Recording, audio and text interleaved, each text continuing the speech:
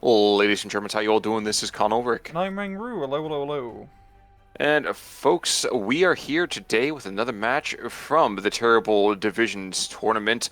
And we're on Orshi East today. Now, Mr. Rang, who do we have and what are they bringing? On left hand side in blue, we have KDADIz, or I'm just going to call him DK, playing 14th Infantry with a Vanguard income.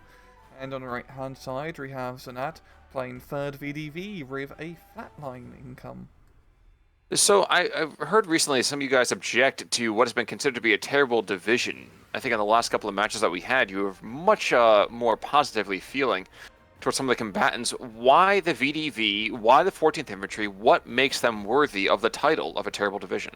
Well, for 14th Infantry, as we've seen in previous record, that infantry division are pretty bad infantry. They got decent armor and other stuff, but German grenadiers and whatnot are pretty rubbish for the most part. VDV is very interesting because I would say they are pretty bad, but it's because you have to play them in a very specific way. And as with VDV, you have no regular rifle troops apart from like one minor card. Everything is really just CQC troops, which is awesome if you're fighting CQC, but when you have to engage in an open field, which there's many of in Belarus, it makes fighting a little bit difficult. That's true, but I mean, if you look right down here on the 50-yard line, for the most part, this does tend to favor much more, let's say, close quarters, mono fighting. Yep. That would definitely help out a bit for the VDV, because you've got so many SMG troops. I mean, down south we're seeing the flames go at it here. It's just a massive conflagration of fire. Holy crap. Certainly true, but I would argue that despite the fact that the Sturmoviki are, on their own pretty fearsome, you're not going to turn away 6 squads pushing on you with a Luxon support. It's not going to happen. Yeah, it's just too many targets. That's true, and the grill's only so big. We're seeing right now some of the air power coming in. Yep, here we go. An IL-2 Carpet Bomb. So this is going to stop things hopefully in their tracks for ZnaT, but that's banking an awful lot on a single bomb run. Yeah, and even then, he doesn't have any reinforcements coming in, so it'd be pretty easy for DK to just reconsolidate. Damn it, they're pretty good considering down 2 infantry and it's flat. True, I was just taking a second to look at the middle of the map, and Sikurung standing strong against those Rinky-Dink, Ogdamachiki flame troops coming on in. Trying to see what the options are to reset here. I mean, interesting, we have this M42. Oh, he's engaging some of these. Oh! That's a sneaky spot, I like that. Regrettably, he's not getting another shot. He's not getting another shot. Oh, wow. That was lucky. That was lucky. It was very lucky. We got Valentine tanks coming in. And we have Su-76s. So we have an attempted patching of the lines. But while that's happening, elsewhere we're having the 14th Infantry bringing in some of their air power, taking out some of the anti-tank guns, just slamming things home here. Yep, but we got a little bit of AA here from ZnaT already. Not really going to do anything as the payload has already been dropped. But yeah, both sides getting a decent amount of armor. I mean, you've got Luxes and Stugs galore from DK, while ZnaT is bringing in those Su-76s and Valentine tanks. I'm trying to see, we have this 76 Mark II Bouzier in the center. I don't know if he's going for some infantry support fighting or what he's doing. Ooh, but this M40... Ooh. There was an M42 over here, and the Lux is very lucky. I don't think they even knew he was there. Lucky for him as well. That would have been very quickly been a dead Lux. Yeah. A lot of Lux push up north here. No infantry support though, so I don't think he's going to be able to make much ground. No, the PTRS is going to start slamming shots home already. Yeah. And as much as we might want to go and make fun of it, ooh, that was 45 mil on the hill. Was it the 45 mil? I thought it was PTRS actually. Maybe. They got there just a second before the barrage hit, or before that shell hit. I do want to take a quick look back down to the south, because the guards are forced to debark well short of their intended drop point. This Lux is going to cause a bit of a hassle here, to put it mildly. Ooh, you really do not get many of those guards. You only get 9 of them when you phase unvetted. That's it for your regular infantry UV. So, I mean, not great infantry by themselves, but you kind of want to keep them alive for division. They're only long range, decent like fighting option. Even though you only have like 8 Martians and a DP, it's not the best long range equipment. No, it isn't, is it? But we do have guards over here in the meantime that are actually establishing a base of fire. And like you said, those grenadiers, rather lackluster, which I think is why we're going to be seeing, yep, all these flammable for troops, and to win through by numbers, if not by quality. Yep. And El Tigre is on the map. Yeah, I think that's a pretty good call, I say, bringing it in down south, because with the southern side, once you capture the hill, I mean, the forest, I mean it is a hill, but there's a 45 mil currently occupied on the Ambercrest Prize. Infantry unit hasn't gone up yet to say hello. But yeah, bringing that Tiger down south pretty much just, shuts down that position. Unless an anti-tank gun comes in, but I don't think, I recall, 3rd VDV gets too much heavy AT. No, it doesn't. But you know what still happens? We still have things like the infantry support gun. Now it's just seized. But the Shogun in the center is quite dead. And although the Germans have gained some ground, they have to make a lot more of an impact here than what they're doing. Again, eco, it doesn't seem like much, but those 20, 30 points later on do start to add up. Yeah, especially once you get very late into attritional warfare. But I think, yeah, if DK can actually, shut down that hill, yeah, with the 45 mil, I feel like the actual middle part of the map is, I was going to say going in his favor, but the guards are well guarding strong. Yes, they are. Now with the Valentine actually even coming to the front lines, there's no machine gun on it, true. But it might be just enough firepower to take it out. Actually, he's quite lucky right now that there's only a couple of PTRD rounds from the ZnaT Komrotti. Other than that, the anti-tank grenades, again, don't get me wrong, but playing softball with those explosives is not what I think of as a good time. Yeah, it's pretty even Steven so far, 7 minutes in. It is, but I think very quickly it's not going to be. Wait, down south, this Tiger's actually engaging this Su-76. And I can't help but feel the Su-76 really should be dead by now. There we go. There we go. And order is restored. Well, the IL-2 is coming in as well, so quite fascinating how this is going to go. 45 mil, come on. With the IL-2 as well. Napalm. And something killed it. Don't know what, don't know how, but something killed it. But there are guys looking for revenge between ME-109 and a 410. Huh. 109 gonna intercept in time? Nope, it's too fast. Oh no, he's going for the 37. I think I can't help but feel like I'd have to do that too. Yeah. But luckily for him, the 37 mil on the ground is going to cause just enough of a hassle. Oh wait, wow, actually I didn't even see, we have 3 different guns. We have 3 guns out. And there's a Yak, so I think at 109 is not going to be making it back to the airbase. No, and he does not. It'd be really cool with airplanes if sometimes every now and again you could see the pilot actually eject. Just a little parachute. That's true, but then what happens when he gets to the ground? An auto surrender, or? You get like a single dude with a pistol. Disheartened. Yeah. Yep. Yep. Well, one thing is for sure, you really don't want to be carrying over the front lines like this. You see already, there's one ME-109. Lucky for him, he's not actually been... They get an intercept. Oh, whoa, that was a long-range snipe. Yeah, those 37 mils are surprisingly really powerful. Especially when you got, like, a good battery of him out. And VDV does have good anti-air. On ZnaT, as we're coming over here almost to the B phase, is that Valentine dead? No, it's not, but it doesn't really left. Not anything, against lighter vehicles anyway. Yeah, slow for ZnaT, slowly pushing back the forest defense down south here. Yes, he got a lot of those grenadiers behind enemy lines, which is beneficial, but he really needs some of those CQC troops, which is finally where he's bringing in some of those ZnaT keys, and he's bringing in a bunch of Tanko ZnaT keys into the middle. Ooh, I didn't even see those guys. I was just looking down to the south to see that rather, sneaky beaky anti-tank gun, rather, where the grenadiers are on the southern slope. He has killed more than his fair share of troops down here. 3 or 4 reinforcement vehicles, very critical, if somewhat unsung heroes so far in the south.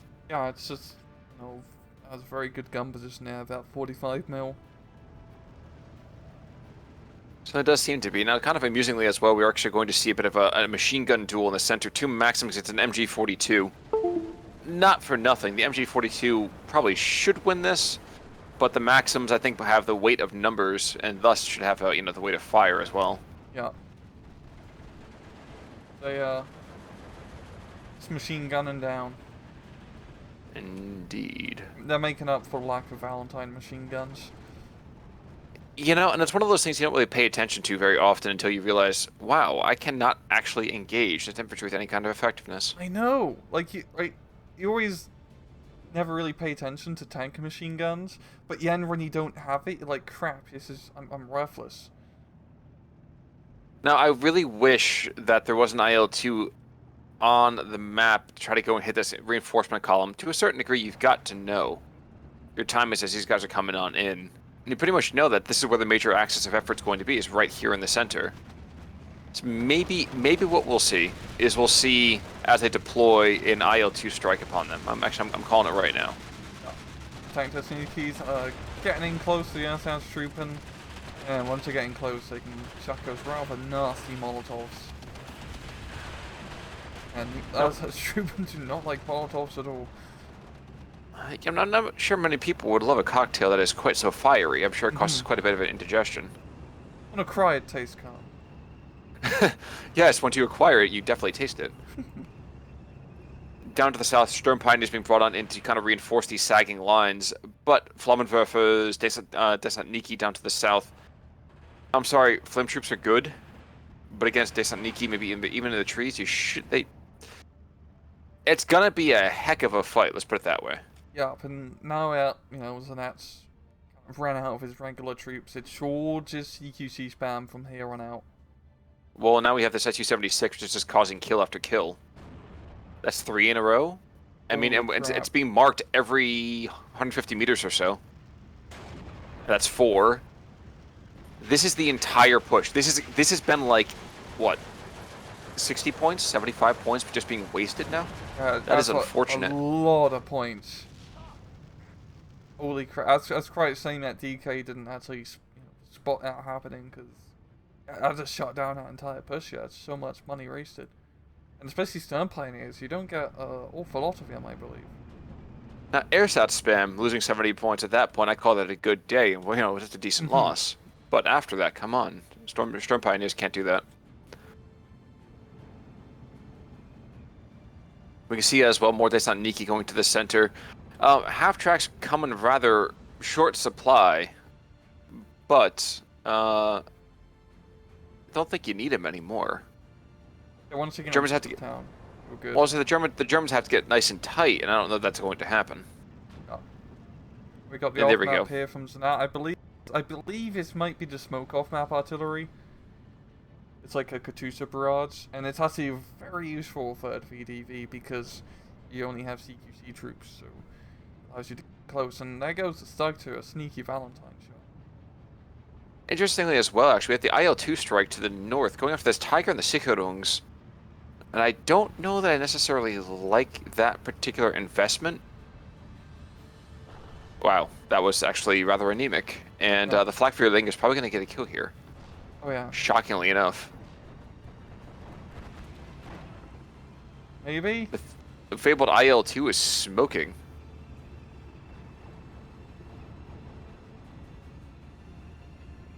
Holy crap! I knew IL-2s were resilient, but Jesus Christ. You're absolutely right, by the way. This is the smoke. Oh, And this ZnaT are jumping through, and this is oddly inspiring. Grenadiers do get a sneaky kill over on the lead truck, but other than that, this is not going well for the Germans. That was a This fantastic push. Well, it's got to hold against this next Sturm Pioneer rush. So if he can get, he's getting Valentine slowly forward, but I think this smoke barrage is only going to help the Sturm Pioneers. Yeah, it's gonna get pretty dicey once the flamethrower troops come in, because they do arguably beat our SMG troops just due to the alpha damage. But maybe if ZnaT can get his ZnaTs in a defensive position, try to ambush them before they can unload, that'd be his best bet, because you've got the second barrage here, smoke, And this is... I mean, VDV isn't a great division, but this is one of the really cool things about it, is being able to do a push like this. That smoke barrage is so good. Storm Pioneers. Okay, the Storm Pioneers. They're debarking early enough, so they're gonna get some fighting in. Gonna be all smoke and fire in a minute. Well, the lead couple of trucks don't really get the memo. They definitely go down. This is, I think, where the match is won or lost, is in this little quadrant of the town. Yeah, because once you completely capture like this middle hill, that's pretty much it on this map. It's so hard to take it back. Well, yeah, at that point, you can play Wellington the entire time, stick troops in those first couple of houses, and make them come up the slope to you. And then, like, before the match ends, a bunch of Prussians come along. That's true, and steal all the glory. And after the general gets ridden over by horses the day before, I mean, yeah, I totally get that. And it seems like DK, good old Donkey Kong here, knows that too, because he's bringing in more squads. I don't know that this is the right allocation. I think this is, you have to bring artillery in. You have the time. You get another 10 minutes. You can't do this right here. Yeah, this is the part where you bring in off-map artillery and just shell that town to hell and back on mortars, because in a infantry he is getting so lucky right now. Oh no, now he's getting close to ZnaT. That's a bad idea. Very bad idea. And you can see right now they're punching above their weight. They're definitely punching above their weight. This might even just win out the squad. I'll trade a wounded squad for a fresh squad any day of the week, and twice on Saturday. What about Sundays? You know, I love Sundays. You know, especially with cherries on top, maybe a little bit of fudge. Perfect. But lest we also forget, Tiger to the north did go down. Couldn't tell you what killed it. Probably this is just 2. But there is a salient, let's say, of material in the area. And the Katyusha, which I didn't even see, going off this flak veering, which I think is a great allocation of resources. And I'm not even trying to be sarcastic about that. I feel like that flak veering has to die, and now the entire north is open again.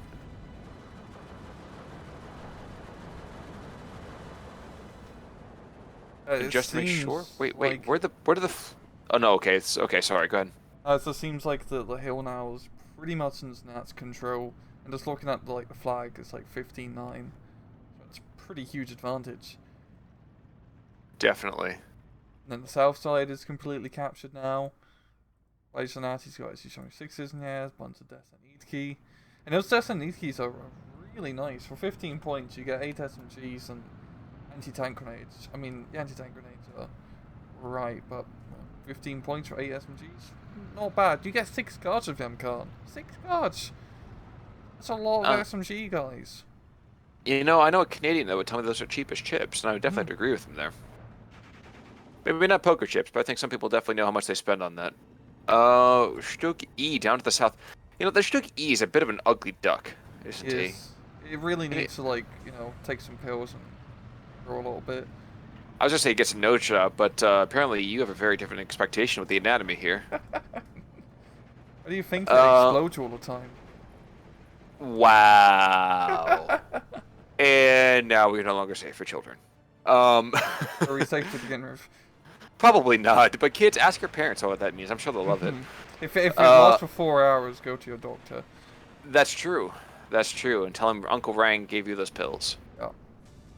There's a Katyusha over here who's desperately trying to get away. He might be able to get under the trees. Yes, the 37 mil gives his life, so something more poignant than him does survive. How the hell did that Luke's get here? Behind enemy lines? That's yes, he awesome. is, but if you look at the northwest, you see that flaming bit of wreckage? Oh, yeah. He wasn't the first one to try it. Oh. Probably will be lost, Joe. That's true. That's true. Many have passed this way, but he will definitely be the last. And we're approaching over into 20 minutes into Phase C. Is this two coming to the south? More ZnaT coming to the northern side. And indeed, I think we're gearing up to push out these Grenadiers and completely isolate that hill as a Soviet position. DK's actually done pretty good of re-securing like the map a bit, because it was going pretty bad earlier, but now it's only 13-11. So he has managed to take a little bit of ground back, but I think his best bet continuing on is to try and take his northern side. Bit of a tough ask, especially as he keeps deploying these Tigers in a little bit less than particularly ideal positions. Though he is being helped very much. Wait. Is that a... Oh, JU-88's coming in. Oh, that poor guy. He's going to get his bombs off, but he's not making it out. What's We happening? want to IL-2 to the north. Takes out a machine gun. But, okay, so the JU-88. The Yak might have just enough ammo. Oh, wow. I always feel like the Yak should have more ammo than that. Yeah, the Russian, I noticed like some of the Russian planes are pretty lightweight in terms of armament. I mean, it is a 37mm cannon, to be fair, it's actually pretty heavy, but you don't get a lot of ammunition because it's a big cannon. Because they didn't have it. Well, that's why they always send planes up in two, plane elements. If the guy with all the 37 ammo gets killed, the other guy picks up the 37mm ammo and shoots. Is that the part they like had to cut out an enemy at the gate? Yeah, actually, it's a deleted scene. It's incredible. Oh, okay. It's like some Blue Angel stuff going on up there. Guy gets out in the wing, like throws it over, and then gives his life for this, for Lenin. You're gonna need this, comrade. Yeet. Exactly. There's Niki diving out of these trucks any second here. And this is cool. Like, I almost wish we could get inside the smoke to see this. And indeed, I'm trying to get close, and yeah. You can see these guys teabagging their way into the trees. And just like that, a Grenadier has the oldest, magic trick of all. It goes poof and disappears. Mm-hmm. Just as the Strug is going to do as he barrels into this smoke, you poor, poor sod. Oh. He's not sod, he's a Stug. Well, he's going to be part of the sod pretty quickly here. Mm-hmm.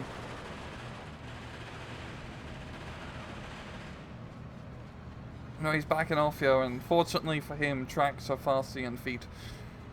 At least until, they have that replace your legs with metal kind of thing. Mm-hmm. That one got away from me. I thought I got distracted by the ZIS-2 having a beautiful shot here on the side of the Tiger and blowing it.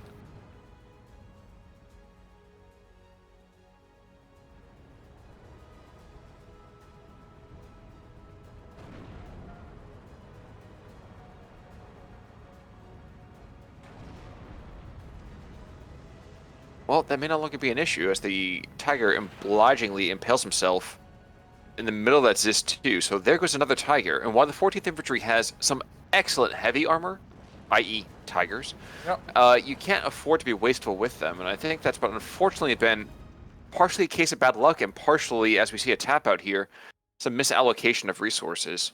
It definitely seems to be the case, and holy crap, that KD is pretty heavy for ZnaT. Well, you have the IL-2 with the clusters, the fire clusters doing some good work. But the heroes of this are basically going to be the anti-tank weapons. That and a 3-kill 37mm. Oh wow. Which is pretty impressive. That's pretty good for a single anti-aircraft gun. Oh, medium anti-aircraft gun.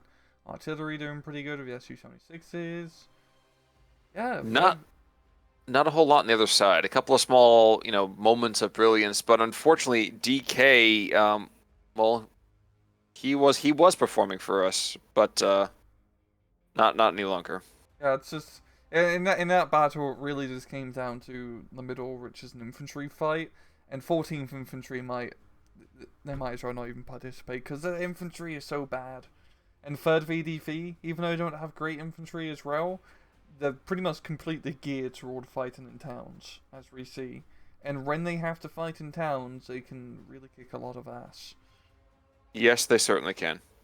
Yes, they certainly can. But folks, if you like what you hear, of course, as always, come back on Thursday. 'Cause I think we're going towards the Greenhorn Cup again, right? So last time, you guys saw some excellent play from some people who style themselves newcomers. You should definitely come back and see some more come Thursday. Any last thoughts about this particular match of the ring? None today. Well, folks, in that case, then, we will see you guys all soon. Until next time, I'm Con Ulrich. I'm Rangru. Take it easy.